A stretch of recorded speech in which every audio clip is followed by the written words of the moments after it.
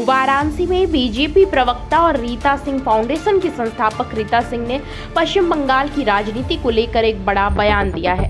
मलदैया स्थित एक निजी होटल में आयोजित प्रेस वार्ता में उन्होंने कहा कि बंगाल में अब परिवर्तन की शुरुआत हो चुकी है और वहां रामराज की दिशा में माहौल बन रहा है। रीता सिंह ने कहा कि बंगाल की जनता अब योगी आदित्यनाथ जैसे सख्त नेतृत्व की तलाश में है। उन्होंने कहा कि यूपी में अपराध और माफियाओं पर हुई कार्यवाही की चर्चा पूरे देश में हो रही है। इस दौरान उन्होंने प्रधानमंत्री नरेंद्र मोदी को गंगा पुत्र बताते हुए कहा कि उनका काशी और मां गंगा से विशेष जुड़ाव है। वहीं मुख्यमंत्री ममता बनर्जी पर भी उन्होंने तीखा राजनीतिक हमला बोला है, जिसके बाद राजनीतिक चर्चाएं तेज हो गई हैं। मैं रीता सिंह हूँ और भारतीय जनता पार्टी की एक जमीनी कार्यकर्ता हूँ। सोमनाथ मंदिर का 75 साल पूरा हुआ है, जैसा देखा गया है। गुजरात में उधर मोदी जी थे, यहाँ काशी में मुख्यमंत्री जी भी आए हुए थे। क्या कहना चाहेंगे? पहले तो मैं महादेव की नगरी से काशी विश्वनाथ बाबा से आज मैं आशीर्वाद मैंने भी प्राप्त किया। आज मैंने सुबह मंगला आरती की और बाबा पे इतना विश्वास है हम सभी पे कि बाबा जो हम मांगते हैं वो हमको देते हैं, क्योंकि उन्होंने गंगा कहते हैं ना, गंगा माता ने आशीर्वाद दिया आदरणीय प्रधानमंत्री मोदी जी को यहाँ लाने के लिए। और कहते हैं ना कि एक पुत्र जो जन्मा हुआ है इस धरती पे, भारत की धरती पे, उन्होंने एक प्रण लिया है कि हम जहाँ जहाँ हमारे भगवान जहाँ जहाँ परेशान होंगे वहाँ ये राम पुत्र वहाँ पहुंचेंगे। तो आज कहते हैं ना कि आज शुभ आरंभ जो 75 साल पूरा हुआ, ये स्वर्ण काल और अमृत काल चल रहा है और उसमें हम बाग हैं कि हमारे प्रधानमंत्री जी मोदी जी हैं और योगी जी यहाँ के विशेष करके मुख्यमंत्री जी हैं कि यहाँ भी जो भय मुक्त सरकार चल रही है। बंगाल में जिस तरीके से बीजेपी की सरकार बनी, इसको लेकर क्या? बंगाल में तो राम राज्य आया है। बंगाल की जनता तो आज कहती है कि राम राज्य आया है, क्योंकि वो डायन जो वो दीदी कहलाने लायक नहीं थी, ममता, वो महिलाओं पे अत्याचार करती थी। जो यंगस्टर बच्चे हैं उनको शराब और मतलब नशा में मुक्त करने की जगह वो उनको उसी में घुसाए जा रही थी और वहां के लोग बहुत पीड़ित हो चुके थे। एक डीपी नहीं लगा सकते थे भगवान के नाम पे।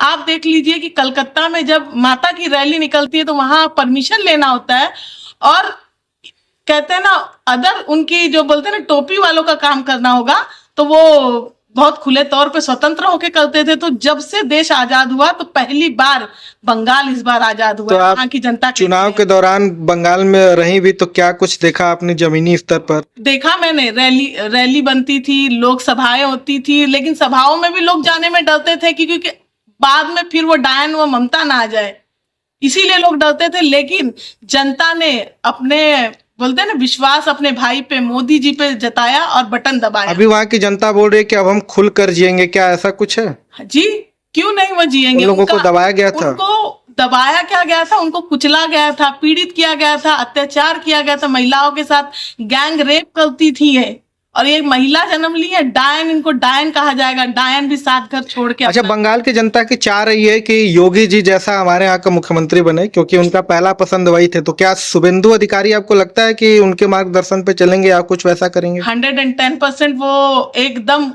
वही मार्गदर्शन पे चलेंगे, राम राज्य वाले मार्गदर्शन पे चलेंगे। आदरणीय प्रधानमंत्री मोदी जी ने उनको जब चुना है तो समझ लीजिए कि राम राज्य आया। शपथ ग्रहण के दौरान योगी जी ने उनको भगवा गमछा भी पहना कर आशीर्वाद दिया था। भगवा में तो बंगाल भी हो चुका है, पुडुचेरी भी हो चुकी है, आसाम भी हो चुका है, और जो कहते हैं ना नेहरू राज्य में जो आज गुजरात में 75वां साल हम मना रहे हैं, तो नेहरू राज्य में तो उन्होंने लेटर लिखा था कि हमें हिंदुओं को सपोर्ट ना किया जाए। आज तो राम राज्य आया है, भगवा में हम सब हो चुके हैं और भगवा अब रुकेगा नहीं, अब कहीं नहीं रुकेगा, भगवा फहरेगा हर जगह। बंगाल में मुख्यमंत्री किस तरीके से कार्यक्रम की रूपरेखा तैयार करते हैं, क्या नया होगा? नया यही होगा कि जो गलत करेगा बुलडोजर उन पे चढ़ेगा। महिलाओं के लिए हमेशा वो तत्पर रहेंगे, युवाओं के लिए, रोजगार के लिए, हर तरीके से बंगाल के जो मुख्यमंत्री जी है वो हमेशा तत्पर रहेंगे। और राम राज्य आया है, समझ लीजिए कि वहां की जनता बम बम बोल रही है। बम, हमारे में एक कहावत है, बाबा बाबा सब कहे माई कहे ना कोई, बाबा के दरबार में माई कहे सोए। काली माता वहां बैठी है, बाबा विश्वनाथ जी यहाँ बैठे हैं और माँ गंगा ने पुत्र मोदी जी को वहां भेजा है, तो समझ लीजिए। और गृह मंत्री जी हनुमान जी हैं, तो राम जी के साथ हनुमान जी चले हैं, तो लंका तो जली गई है दीदी की। क्या संदेश होगा समाज के लिए? समाज के लिए यही संदेश होगा कि ऐसी दीदियों को दीदी ना कहा जाए, डायन कहा जाए। और हमें राम राज्य को छोड़ना नहीं है, राम राज्य के साथ चलना है और भगवा पंचम लहराना है, भारत देश को एकजुट रखना है। तो हमें अपने मोदी जी का साथ देना है।